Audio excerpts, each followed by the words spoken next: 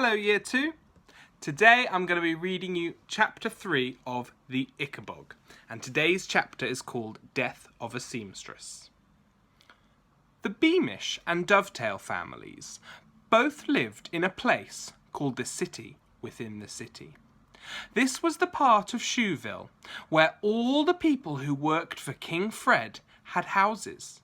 Gardeners, cooks, tailors, page boys, seamstresses, stonemasons, grooms, carpenters, footmen, and maids, all of them occupied neat little cottages just outside the palace walls. The city within the city was separated from the rest of Shoeville by a high white wall, and the gates in the wall stood open during the day so that the residents could visit friends and family in the rest of Shoeville and go to the markets. By night, the sturdy gates were closed, and everyone in the city within the city slept like a king, under the protection of the royal guard. Major Beamish, Bert's father, was head of the royal guard, a handsome, cheerful man who rode a steel grey horse. He accompanied King Fred, Lord Spittleworth, and Lord Flapoon on their hunting trips, which usually happened 5 times a week. The king liked Major Beamish, and he also liked Bert's mother, because Bertha Beamish was the king's own private pastry chef, a high honour in that city of world-class bakers. Due to Bertha's habit of bringing home fancy cakes that hadn't turned out absolutely perfect, Bert was a plump little boy, and sometimes, I regret to say, the other children called him Butterball and made him cry. Bert's best friend was Daisy Dovetail. The 2 children had been born days apart and acted more like brother and sister than playmates. Daisy was Bert's defender against bullies. She was skinny but fast and more than ready to fight anyone who called Bert Butterball. Daisy's father, Dan Dovetail, was the king's carpenter, repairing and replacing the wheels and shafts on his carriages. As Mr. Dovetail was so clever at carving, he also made bits of furniture for the palace. Daisy's mother, Dora Dovetail, was the head seamstress of the palace, another honoured job, because King Fred liked clothes and kept a whole team of tailors busy making him new costumes every month. It was the king's great fondness for finery that led to a nasty incident which the history books of Cornucopia would later record as the beginning of all the troubles that were to engulf that happy little kingdom. At the time it happened, only a few people within the city knew anything about it, though for some it was an awful tragedy. What happened was this. The king of Pluritania came to pay a formal visit to Fred, still hoping perhaps to exchange one of his daughters for a lifetime supply of hopes of heaven. And Fred decided that he must have a brand new set of clothes made for the occasion. Dull purple, overlaid with silver lace, with amethyst buttons and grey fur at the cuffs.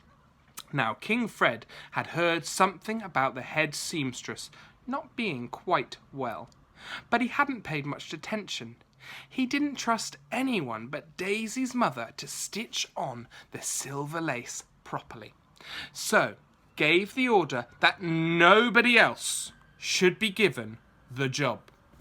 In consequence, Daisy's mother sat up 3 nights in a row, racing to finish the purple suit in time for the King of Pluritania's visit.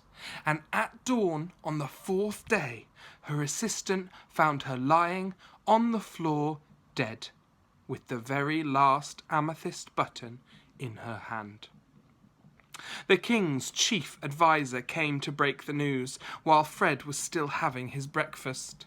The chief adviser was a wise old man called Herringbone, with a silver beard that hung almost to his knees. After explaining that the head seamstress had died, he said, "But I'm sure one of the other ladies will be able to fix on the last button for your Majesty." There was a look in Herringbone's eye that King Fred didn't like. It gave him a squirming feeling in the pit of his stomach. While his dressers were helping him into the new purple suit later that morning, Fred tried to make himself feel less guilty by talking the matter over with Lords Spittleworth and Flapoon. "I mean to say, if I'd known she was seriously ill," said Fred, as the servants heaved him into his skin-tight satin pantaloons, "naturally I'd have let someone else sew the suit." "Your Majesty is so kind," said Spittleworth, as he examined his sallow complexion in the mirror over the fireplace. "A more tender-hearted monarch was never born." "The woman should have spoken up if she felt unwell," grunted Flapoon from a cushioned seat by the window. "If she's not fit to work, she should have said so. Properly looked at. That's disloyalty to the king, or to your suit anyway." "Flapoon's right," said Spittleworth, turning away from the mirror. "Nobody could treat his servants better than you do, sire." "I do treat them well, don't I?" said King Fred anxiously, sucking in his stomach as the dressers did up his amethyst buttons. "And after all, chaps, I've got to look my blasted best today, haven't I? You know how dressy the King of Pluritania always is. It would be a matter of national shame if you were any less well-dressed than the King of Pluritania," said Spittleworth. "Put this unhappy occurrence out of your mind, sir," said Flapoon. "A disloyal seamstress is no reason to spoil a sunny day." And yet, in spite of the two lords' advice, King Fred couldn't be quite easy in his mind. Perhaps he was imagining it, but he thought Lady Eslander looked particularly serious that day. The servants' smiles seemed colder, and the maids' courtesies a little less deep. As his court feasted that evening with the King of Pluritania, Fred's thoughts kept drifting back to the seamstress, dead on the floor with the last amethyst button clutched in her hand. Before Fred went to bed that night, Herringbone knocked on his bedroom door.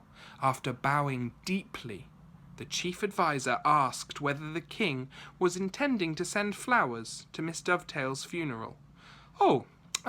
Yes," said Fred, startled. "Yes, send a big wreath. You know, saying how sorry I am, and so forth. You can arrange that, can't you, Herringbone?" "Certainly, sire," said the chief adviser. "And if I may ask, are you planning to visit the seamstress's family at all? They live, you know, just a short walk from the palace gates." "Visit them," said the king. "Oh, no, Herringbone. I don't think I'd like. I mean to say, I'm sure they aren't expecting that." Herringbone and the king looked at each other for a few seconds. Then the chief adviser bowed and left the room. Now, as King Fred was used to everyone telling him what a marvellous chap he was, he really didn't like the frown with which the chief adviser had left. He now began to feel cross rather than ashamed.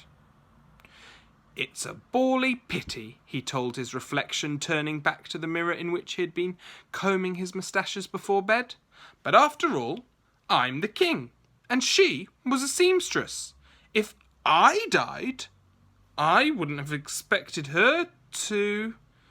But then it occurred to him that if he died, He'd expect the whole of Cornucopia to stop whatever they were doing, dress all in black, and weep for a week, just as they'd done for his father, Richard the Righteous. Well, anyway, he said to his reflection, life goes on. He put on his silk nightcap, climbed into his four-poster bed, blew out the candle, and fell asleep. And that's the end of chapter 3.